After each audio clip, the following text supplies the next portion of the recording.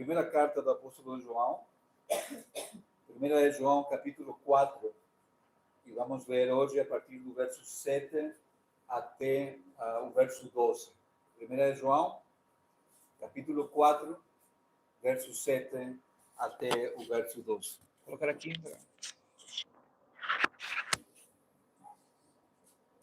1 João 4, 7 a 12. Diz assim a palavra do Senhor: Amados, amemo-nos uns aos outros, porque o amor é de Deus. E qualquer que ama é nascido de Deus e conhece a Deus. Aquele que não ama não conhece a Deus, porque Deus é amor. Nisto se manifestou o amor de Deus para conosco, que Deus enviou seu Filho unigênito ao mundo, para que por ele vivamos. Nisso está o amor, não em que nós tenhamos amado a Deus, mas em que ele nos amou a nós e enviou seu Filho para a propiciação pelos nossos pecados. Amados, se Deus assim nos amou, também nós devemos amar uns aos outros. Ninguém jamais viu a Deus. Se nós amamos uns aos outros, Deus está em nós e em nós é perfeito o seu amor. Que o Senhor abençoe a sua palavra. Vamos orar uma vez mais. Senhor, obrigado por ter a oportunidade e o privilégio de abrir a tua palavra nessa hora. Pedimos, Senhor, a tua direção agora. Pedimos que fales com nossos corações. Senhor, queremos ouvir-te. Queremos, Senhor, que confrontes as nossas vidas, que confrontes, Senhor, a nossa realidade. E queremos também, Senhor, obedecer-te e aplicar aquilo que nós vamos a aprender de tudo quanto vai ser, Senhor, apresentado. Deus, livra-nos de erros, livra-nos de heresias, livra-nos, Senhor, de falar de alguma coisa que não esteja conforme aquilo que a tua santa palavra ensina, Senhor. Senhor, que os ditos da minha boca sejam do teu agrado. Oramos a ti em nome do Cristo Jesus. Amém e amém. Uma das características que nós vemos nos escritos de João, não é? E já falamos várias vezes disso, deixa-me só colocar aqui um bocado mais, é que ele vai repetindo os temas. Sim? É a terceira vez que ele vai falar sobre o amor. Tanto assim que vocês poderiam ter pensado quando leram o texto, mas o pastor já falou uma vez sobre isso, eu já ouvi. Mas é a terceira vez. E ainda fazendo um spoiler, João vai voltar a falar disso uma vez mais. Não é? Mas é a maneira que João escreve, é o estilo dele, porque ele vai aprofundando, ele vai escrever em círculos, sim? E cada círculo é mais profundo, e ele vai tocando coisas, desculpa, que nós precisamos saber. E esse tema em particular é tão interessante nos nossos dias, não é? E é bom que nós possamos fazer-nos perguntas. E uma das perguntas que eu me faço quando leio um texto assim é qual que é o conceito, qual que é a ideia que eu tenho sobre o amor? Nós vivemos em uma época da história que nós achamos que nós sabemos tudo o que é necessário saber do amor. Mas o triste da história é que aquilo que nós sabemos do amor, nós não aprendemos a Bíblia. Nós aprendemos de novelas, sim? De filmes. Não é? Qual que é o sonho dourado de toda a mulher quando vai se casar? Não é? Que chegue o noivo, não é? Um cavalo branco, não é? A buscar, e ela vive no resto do chão, mas ela gostaria de ter uma varanda, não é? Para que o noivo venha trazer uma serenata e ela possa sair ali, não é? E o noivo depois subir em cima. Mas isso é coisa de filme. Sim? É coisa de filme. Qual que é o ideal do homem? Não é nesse sentido? É que ele vai encontrar a mulher perfeita, e quem que é a mulher perfeita? Aquela que vai fazer o trabalho que a mãe fazia. Não é? Então, é a mesma coisa. Esse é o conceito do homem. Então, ele vai receber, não é, a comidinha que ele gosta, do jeito que ele gosta, na hora que ele gosta, não é? E depois, nós encontramos casamentos que dão para o torto, porque nenhum dessas realidades é real. Nenhum desses sonhos é real. Sim? Não existe o cavalo branco, e menos a comidinha na boca, talvez nos primeiros tempos, sim, não é? Se a mulher sabe cozinhar. Se não sabe cozinhar, estamos tramados. É complicado, não é? Mas é importante nós perguntarmos, irmãos, o que nós sabemos do amor? E onde que nós estamos ir a buscar os modelos ou os conceitos que nós vamos a aplicar às nossas vidas. E é interessante, João acaba de falar nos primeiros 6 versículos do capítulo 4 sobre um problema que é terrível nos nossos tempos, que é justamente a existência de falsos mestres. E é uma realidade, não é que poderia existir, sim? É que realmente isso já é uma realidade, isso existe. Ontem nós iniciamos o nosso laboratório de estudo bíblico e pregação expositiva. Eu espero que os irmãos ainda continuem firmes em continuar a fazer, porque tem um trabalho, não é, a fazer, e já ali muitos já ficaram para baixo, não é? Mas estamos a falar no sentido de que quão fácil é nós sermos enganados, quão fácil é apresentar uma coisa como uma verdade bíblica, mas quando nós vamos à Bíblia, nós descobrimos que isso não é realmente assim. E nós precisamos ouvir, precisamos aprender a ouvir, precisamos aprender a analisar aquilo que nós recebemos. E João fala disso, mas atrela isso a depois, imediatamente depois, a questão do amor. Porque não existe vida doutrinal ou ensino doutrinal, irmãos, sem a prática, e muito menos sem amor. Sempre se fala que teologia sem amor é uma casca vazia. Eu posso ter muito conhecimento teológico, mas se eu não tenho amor, disso nada serve. Paulo vai falar isso em 1 Coríntios capítulo 3, aquele grande texto que fala do amor. Ele fala, não é? Eu posso falar até em línguas angelicais, e disso sai toda uma doutrina, mas não tem nada a ver com isso. Mas se não tenho amor, diz ele, então nada sou, se não tenho amor. E João aqui, ele vai falar disso, ele arranca, irmãos, falando sobre um mandato, e nós já falamos isso. Nós temos um mandato de parte de Deus, de parte de Jesus, de que nós precisamos amar-nos uns aos outros. Não é uma opção, é um mandato que todo crente tem que fazer. E João vai falar, amados, amemos-nos uns aos outros, porque o amor é de Deus. O amor verdadeiro, o amor real, é uma coisa que é de Deus, sim? E ele vai a ir um bocadinho mais profundo, e ele diz, e qualquer que ama é nascido de Deus e conhece a Deus. Então, o amor não é que é uma decisão do crente, não é que eu decido amar aos outros. É natural do crente amar. Por quê? Porque se eu sou nascido de Deus, se sou filho de Deus e o meu pai é a fonte do amor, é natural que eu ame. E não somente isso, eu tenho um relacionamento com ele. Mas João vai contrastar isso rapidamente, irmãos, quando ele fala no verso 8, aquele que não ama, não conhece Deus, e aqui vem a declaração fundamental, porque Deus é amor. Deus é amor. Não é que Deus tem amor, não é que Deus pratica o amor, não é que Deus tenta amar, não. A definição de amor para nós crentes, aqueles que acreditamos em Deus, é Deus. Se eu quero conhecer o que é o amor, eu preciso conhecer a Deus. Por isso que é tão importante ter um relacionamento pessoal com Ele. É a única maneira que eu vou poder fazer isso. É a única maneira que eu vou poder saber o que é o amor que a Bíblia tanto fala. Sim? E ali nós podemos ver um contraste com o amor que o mundo nos apresenta. Sim? Aqui está a falar de uma pessoa. Deus é amor. Ele, todo o seu ser, a sua essência, é o amor.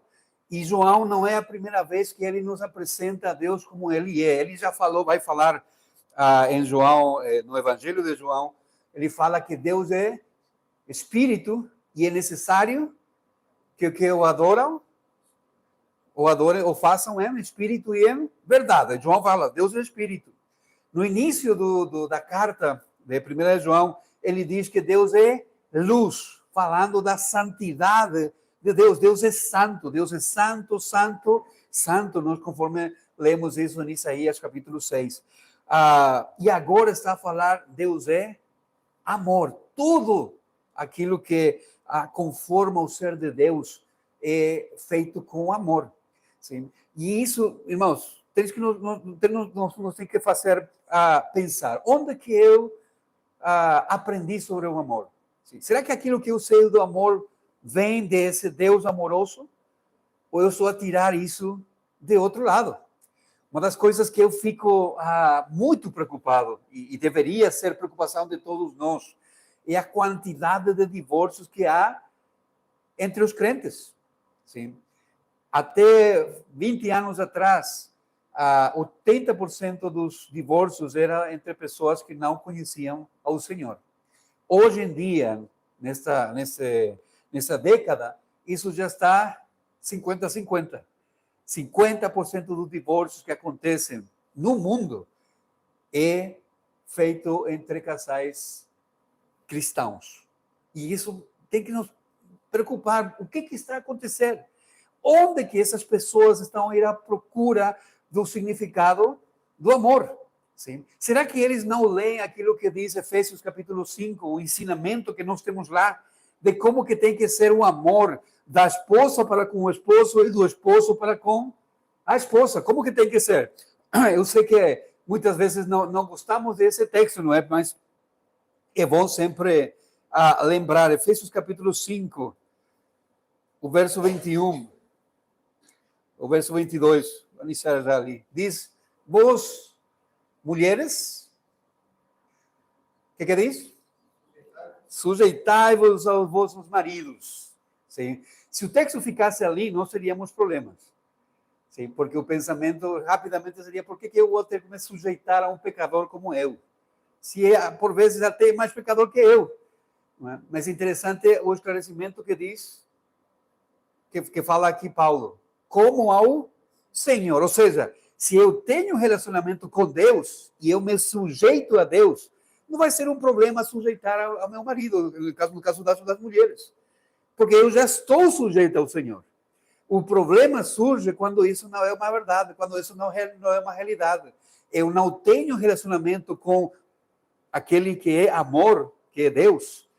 Dificilmente eu vou poder sujeitar-me àquele que não é a fonte do amor, mas tenta, não é, ou deveria imitar. Mas no caso do marido, a questão é complicada, mas olha como complementa Paulo o verso 23. Porque o marido é a cabeça da mulher, como também Cristo é a cabeça da igreja, sendo ele próprio o salvador do corpo. De sorte, diz o apóstolo Paulo, que assim como a igreja está sujeita a Cristo, assim também as mulheres sejam em todas sujeitas a seus maridos. Sim? Faria muita diferença se nós temos mulheres que cumprem o mandato de Cristo aqui. Isso faria muita diferença. Mas isso é uma pergunta que eu preciso fazer a mim próprio. No caso dos homens, maridos, amais a vossas mulheres, e acaba o versículo ali, graças a Deus. Amai as vossas mulheres, como também Cristo amou a igreja e a si mesmo se entregou por ela, para santificar, purificando com a lavagem de água pela palavra, para apresentar a si mesmo a igreja gloriosa, sem mácula nem ruga, nem coisa semelhante, mas santa e irrepreensível. Quem que é o modelo de como os homens têm que amar as suas esposas? A novela da Record. Não, é Cristo. É Cristo. Sim. Pastor, eu não suporto essa velha que tenho na minha casa. Bem-vindo. Estás a fazer o trabalho. É isso mesmo, vai por ali. Porque é a mesma coisa que Cristo faz pela sua igreja. Cristo se entregou pela sua igreja. Ele sofreu e sofre pela sua igreja. Mas Cristo trabalha para que a sua igreja, a sua esposa, seja a melhor coisa que existe sobre a terra. É a melhor coisa que existe sobre a terra. Então, esse é um modelo que nós precisamos seguir. O modelo não coloca o mundo, o modelo está na palavra do Senhor e tudo aponta para o nosso Deus. Por isso que João, e voltando ali irmãos, ao texto que estamos a ler, quando João diz que Deus é amor, ele está a colocar a Deus como o exemplo que nós precisamos seguir. E precisamos estar preocupados se aquilo que nós sabemos de amor vem do mundo. Vamos pensar, como que é o amor de Deus? Como que é o amor de Deus? Sim. Deus cria os céus e a terra. Era necessário que ele criasse os céus e a terra? E tudo que nós conhecemos? Não, não era necessário. Deus o faça da sua própria vontade. Ele cria o homem e a mulher, ainda sabendo que ia acabar a história. Mas ele cria, porque ele é um Deus de amor. E ele não somente sabe aquilo que iria acontecer, ele providencia uma solução para isso.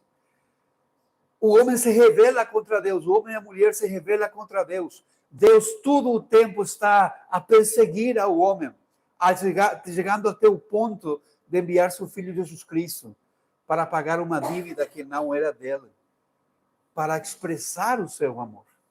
O amor do nosso Deus é voluntário, sim? Não há condições, ele sabe que nós não temos condições de cumprir as suas demandas, então ele próprio cumpre as suas próprias demandas, por isso que Jesus Cristo veio. O seu amor não depende de que nós nos portemos bem ou nos portemos mal, ele continua a nos amar, ainda quando nós nos rebelamos contra ele, é incondicional, e o seu amor é eterno. E o amor do mundo? O amor do mundo é condicional. Se a pessoa faz aquilo que eu quero, eu vou amá-lo. Por isso que o período de namoro é uma grande mentira, irmãos. Sim? Graças a Deus, a Bíblia não fala de namoro. Por quê? Porque no namoro o homem toma banho, coloca perfume, penteia o cabelo, sim? Os dentes estão perfeitos, ele fala poemas, leva chocolate. Não há como aquele homem. E a mulher? É uma princesa de mundo, não é? Quando aparece pelo nome ali, ele é o namorado, é única, o outro fala uma piada, ele ri, não é? Não há como isso. Chega um casamento, o que acontece? Acaba tudo isso. Por quê? Porque é uma grande mentira, não é verdade. Sim, é uma grande mentira. Mas começam as condições. Pastor, eu vou deixar o meu marido. Por quê, minha irmã? Acabou o amor. Interessante. Acabou o amor. Eu vou deixar a minha esposa, encontrei outra melhor. Uau! Percebe? Onde que nós estamos ir à procura de modelos, quando o nosso modelo deve ser o nosso próprio Deus. E é interessante, João continua, quando ele diz aqui no verso 9, nisto, e ele vai dar uma prova de como que nós podemos ver que Deus é amor. Nisto se manifestou o amor de Deus para conosco, que Deus enviou seu Filho unigênito ao mundo para que por ele vivamos. Não vos lembra outro versículo, esse versículo aqui? A qual? João 3,6. É o mesmo João escreveu. E João está a lembrar desse texto, justamente. Sim? E ele fala, nisso se manifestou o amor de Deus. Como que eu posso saber que Deus me amou? Como que eu posso saber se o amor de Deus é real? Porque ele me dá as coisas que eu peço. Senhor, se tu me das a caminhonete que eu quero, ali eu vou saber que tu me amas. Não, eu sei o amor de Deus, porque Deus enviou o seu único filho. A palavra unigênito que aparece ali, irmãos, é uma palavra interessante, que significa único filho. Único em qualidade, único em ser. Sim. Ele entrega o seu filho por nós, para que por ele nós possamos estar vivos. Paulo falaria em Efésios capítulo 2 que nós estamos mortos nos nossos delitos e pecados. E aun quando nós estávamos mortos nos delitos e pecados, Cristo morreu por nós. Querem outra prova mais? João vai apresentar, diz aqui, nisso está o amor, nisso está o amor. Aqui, nisso se manifestou o amor no verso anterior. E aqui aparece, nisso está o amor. Não em que nós tenhamos amado a Deus, mas em que Ele nos amou a nós e enviou seu Filho para a propiciação pelos nossos pecados. Sabem o que é o Evangelho, irmãos? O Evangelho é justamente isso. Que nós não vamos procurar a Deus, não temos condições de procurar a Deus, não queremos a Deus nas nossas vidas. Por isso que o salmista vai falar, não há justo nenhum sequer. E Paulo vai pegar isso e vai falar disso em Romanos capítulo 3, não é? Nós não queremos a Deus nas nossas vidas. Por quê? Porque nós queremos ser nós, o nosso próprio Deus. Eu quero mandar na minha vida, ninguém manda em mim. Sim. Mas somente que essa ideia, a única coisa que faz é me levar mais e mais longe de Deus e mais no pecado. Então, o que Deus faz, irmãos? Eu não quero a Deus, mas Ele envia o seu Filho para morrer na cruz. A palavra propiciação significa pago completo. Nós temos uma dívida com Deus, o pecado gera uma dívida com Deus. Irmãos, nós estamos a viver no mundo de Deus. Tu estás a respirar o oxigênio de quem? De Deus. É Ele que gera o oxigênio que tu estás a respirar. Tu estás a viver no mundo que Ele criou, sofrer todas as coisas que Ele criou. E não lhe das graças por isso. Então, claro que tu ofendes a Deus. Claro que a nossa maneira de viver ofende a Deus. Então, Ele envia o seu Filho para pegar todas essas ofensas, todas essas dívidas e colocar sobre Ele na cruz. Propiciação. Ele paga por completo. Quando Jesus morre na cruz, ele vai a dar o seu último suspiro. Ele fala, está consumado, foi pago por completo. Foi pago por completo. Então, a maior manifestação, a maior expressão do amor de Deus por nós é Cristo morrendo na cruz por nós. Se Deus nos abandonasse depois, graças a Deus que isso não acontece, ou se Deus não fizesse mais nada, com isso seria suficiente prova do amor de Deus. Mas Paulo vai falar, não somente isso. Deus nos dá o seu Filho e Ele nos dá ainda todas as coisas. Ele cuida dos seus filhos. Ele está, é aquilo que nós já temos falado aqui em João. Então, nós precisamos lembrar, Deus é amor. E a prova do amor de Deus para conosco é o seu próprio Jesus Cristo. Agora, o que isso significa para nós? Como que isso nós vamos a levar à prática e mostrar realmente se nós entendemos isso? Olha o que diz o verso 11. Amados, se Deus assim nos amou, também assim devemos amar uns aos outros. É muito interessante que o chamado que Deus nos faz é que nós precisamos amar segundo Deus aos outros. De novo, não somos nós que definimos o amor, irmãos. É Deus que define o que é amor. Sim? E amor, muitas vezes, sim, é aquele abraço que precisamos quando estamos tristes, não é? Ou quando estamos a passar por dificuldades. Mas amor também é exortação. Poder falar com aquele irmão que nós vemos que está em problemas, ou que está em pecado. E chamar a atenção, irmão, eu te amo tanto, não posso ver-te dessa maneira. Mas nós vivemos agora em um tempo onde cada um é por si e Deus para todos, não é? Então, o irmão está em pecado, mas problema dele. Sim? Problema dele, deixa ele continuar ali, já Deus fará alguma coisa. Não, se eu amo realmente... Primeiro, se eu experimentei o amor de Deus na minha vida, eu vou amar o meu irmão e eu vou procurar buscar a esse meu irmão. Então, o cumprimento do amor de Deus em nós é que nós amamos aos outros. E isso faz sentido quando nós pensamos na questão da igreja. Por que nós precisamos da igreja? Por que a igreja foi instituída por Deus? Por que Deus criou a igreja? Porque justamente, onde que eu aprendo a amar? Onde que eu sou amado? Se não é dentro da família de Deus. Eu não preciso da igreja, eu tenho a Deus. Sim? É a mesma coisa que vocês falam que gostam de mim, mas não gostam da minha esposa. Se alguém ofende a minha esposa, irmão, o problema é comigo. E vão ter problemas comigo. Imagina um Deus santo que ouve que a sua esposa é despreciada. Mas não somente isso, Deus nos colocou, e onde nós aprendemos amor é aqui. Sim? Quando nós temos relacionamento uns com os outros. É fácil amar de longe, porque nós não temos que lidar com os problemas. Difícil é aturar adolescentes uma semana. Sim? E que os pais nos falem, não é? Eles são bonzinhos, e tu lá sabes a história. Tu vês a realidade. Não estou a falar da Ana Vitória, sim, né?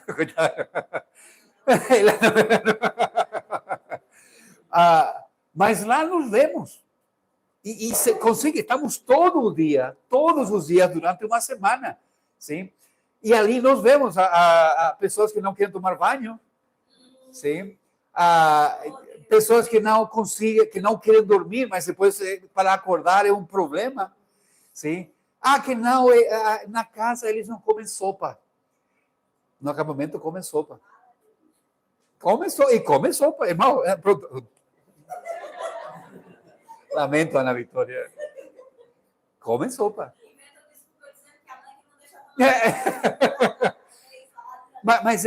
Mas, de novo, ali onde nós temos que praticar o amor. Sim? Praticar o amor no convívio, no dia a dia. Nós precisamos ter convívio uns com os outros, irmãos. Igreja não se faz cada 8 dias. Igreja não se faz de tanto em tanto. Eu preciso estar com meu irmão.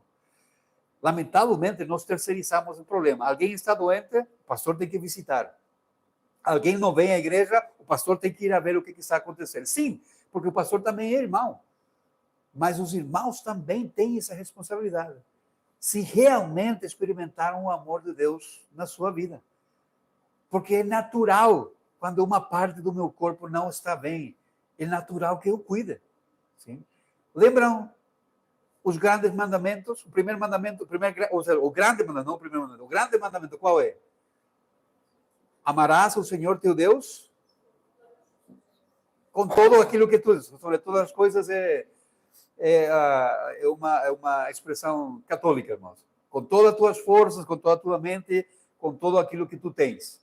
Mas o segundo é parecido, e diz: amarás a teu próximo como a ti mesmo. Então, as duas coisas estão unidas. Eu não posso amar a Deus e não amar o meu irmão. Sim? É natural, está unido. É impossível que eu ame meu irmão se eu não amo a Deus. Se eu não experimentei o amor de Deus para comigo. Então, irmãos, o desafio que nós temos é que nós possamos ser igreja no sentido de cuidarmos, sim? De estar em contato, de saber o que está acontecendo, de participar, sim? Orar uns pelos outros, orar pelos irmãos durante a semana, sim?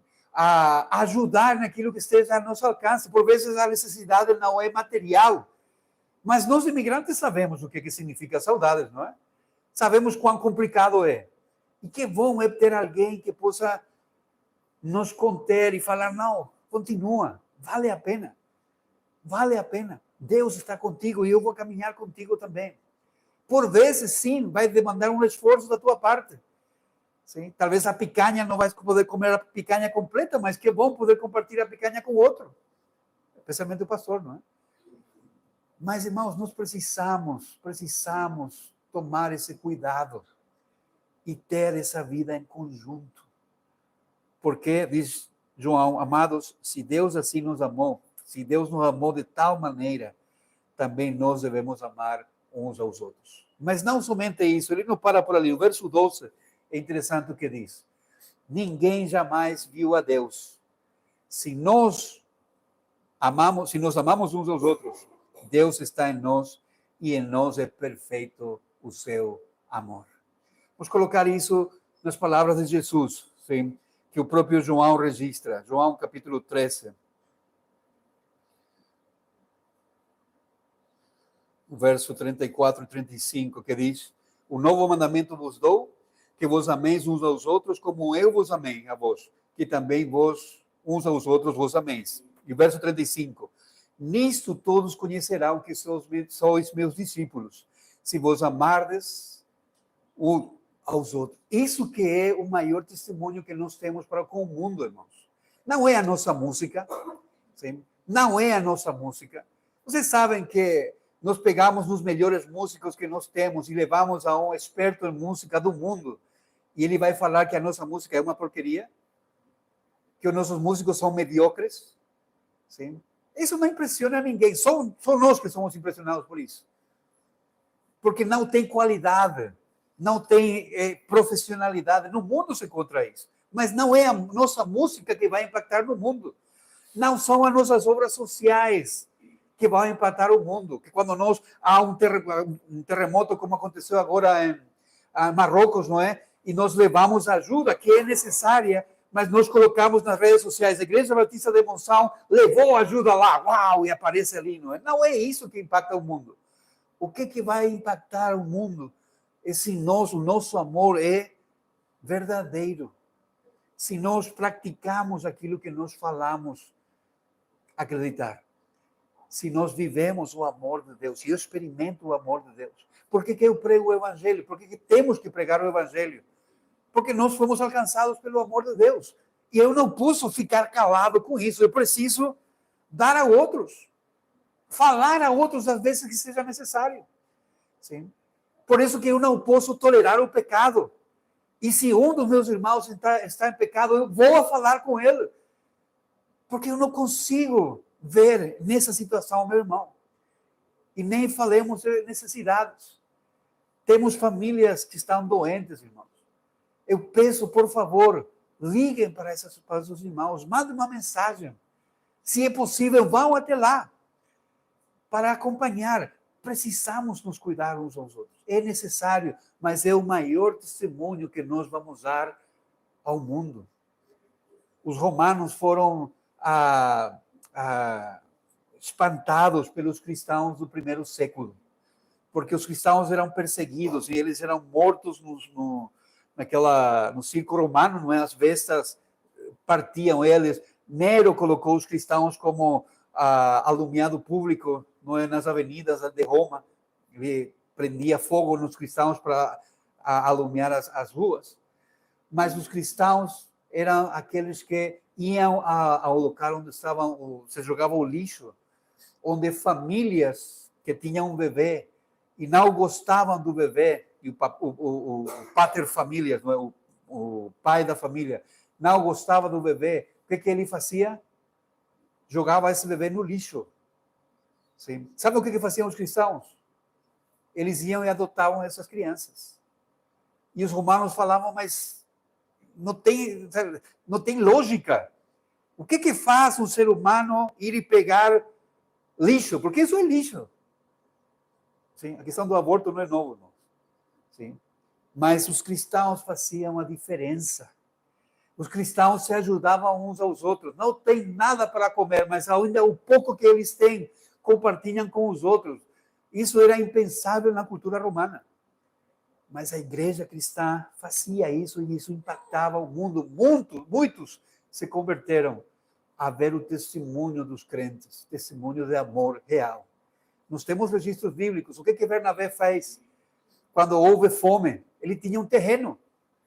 O que ele faz? A decisão dele foi muito fácil.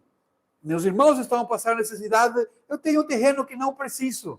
O que eu vou fazer? E foi e vendeu o terreno e trouxe o dinheiro para que isso fosse de ajuda aos seus irmãos. Depois vieram Ananias e Safira, não é? Mas eles foram julgados porque eles deturparam o sentido disso. Nisto conhecerão que sois os meus discípulos, se vos amardes uns aos outros. Ninguém jamais viu a Deus, mas Deus é visto através da sua igreja, quando a igreja pratica o verdadeiro amor.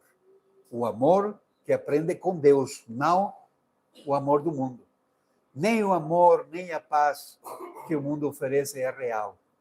A verdadeira paz e o verdadeiro amor nós só podemos encontrar em nosso Deus. Então, irmãos, vamos cuidar-nos uns aos outros. Sim? E já fizemos isso uma vez, vamos voltar a fazer agora. Sim? Vamos orar. Mas eu quero que tu fiques perto de alguém com quem não conversasse na semana, com quem não tivesse contato na semana, e possam orar juntos. Pergunta, qual que é o motivo da oração? Sim? E peçam ao Senhor uns pelos outros. Podemos fazer isso rapidamente? Saiam do seu lugar. Procurem